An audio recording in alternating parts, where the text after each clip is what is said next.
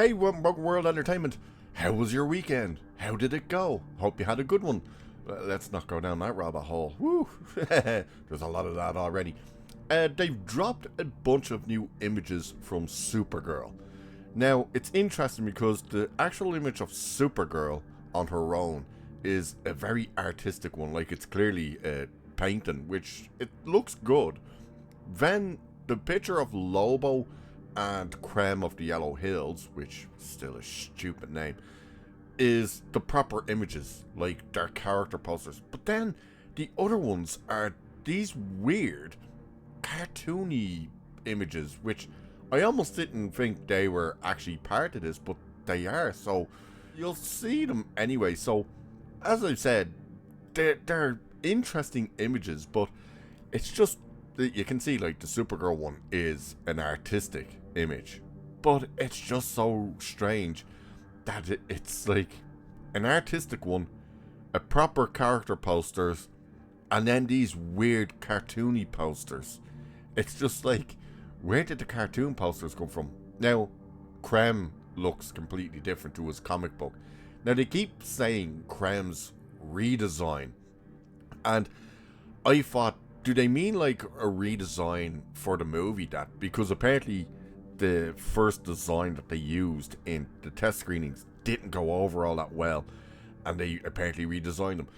No, it definitely seems to be the fact that the redesign is from the comic books, because in the comic books he's a fat dude with a big red beard and long red hair.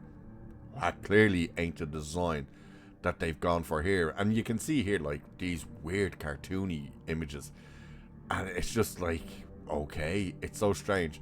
And now they're even pushing like, oh, how some of this even looks like Guardians of the Galaxy. Again, you're not helping your case when you're trying to differentiate this movie from Guardians of the Galaxy, and everything you keep linking it up to is Guardians of the Galaxy.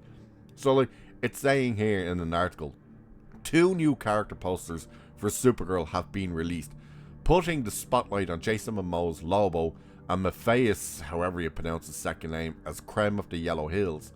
While the Scourge of the Cosmos looks like he's stepping straight off the page, Krem has little in common with his comic book counterpart.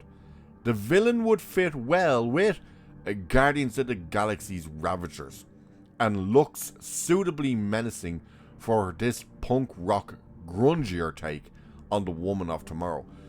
So you're immediately comparing it to everything the fans have been comparing it to, which then you're trying to call out the fans for comparing it to the Guardians of the Galaxy, but you're also comparing it to Guardians of the Galaxy. It makes absolutely zero sense when you're doing it that way. It's like, you realize that's an issue. When you're trying to say this is nothing like that other property, but then everything you're having to do is compare it to that other property, is ridiculous. It really is ridiculous. So it says 4 more DC comic variant covers featuring Supergirl inspired artwork have also been revealed. Okay, so they're meant to be a part of these variant covers for Supergirl inspired artwork. Okay, so it's still strange then that they're that cartoony. Really strange. So there's been a lot of chatter on social media about Supergirl likely failing to gross more than 400 million worldwide. While a result like that risks the movie being considered a box office flop, it's far too soon to take numbers like this seriously. Now, here is another one of these things that is so stupid and so contradictory. They're saying, oh, it's too soon to say, well, a result like that could cost this movie and blah blah blah, and you can't take numbers like that seriously. Yet if the predictions were coming in for this or any other movie that they're all excited for, like Grogu and Mando and all that shit, and the numbers came in that it's estimated that this movie's going to smash over 800 million, they'd be running with like, that's great news for this franchise and stuff like that. But because it's looking like it's on the lower end and it's going to fail, all of a sudden it's like, oh, don't take those numbers serious. It's like, you can't have it both ways. You can't say, if the numbers are huge, say, oh, that's fantastic news, but when it's low, start saying, well, you know, don't take it seriously, it's too soon to say. I think this movie is going to struggle to get anywhere close to 400 million. I really do. I can see this thing tapping out at possibly under 350 million. I really can. Because everything we're hearing, all the test screenings, nothing has gone well for this. And from what we've heard, if you've ever watched like FNT or Critical Drinkers, Open Bar and stuff, and the Real BBC, and you have Mahler on there. Mahler knows a guy who is in DC and has flat out said that the guy reached out to him. So, like, still take it with a grain of salt, but he reached out to him and told him they test screened the movie and it didn't go great. And James Gunn was furious. So James Gunn took it off Craig Gillespie and he did an edit. So he edited the movie for a James Gunn cut.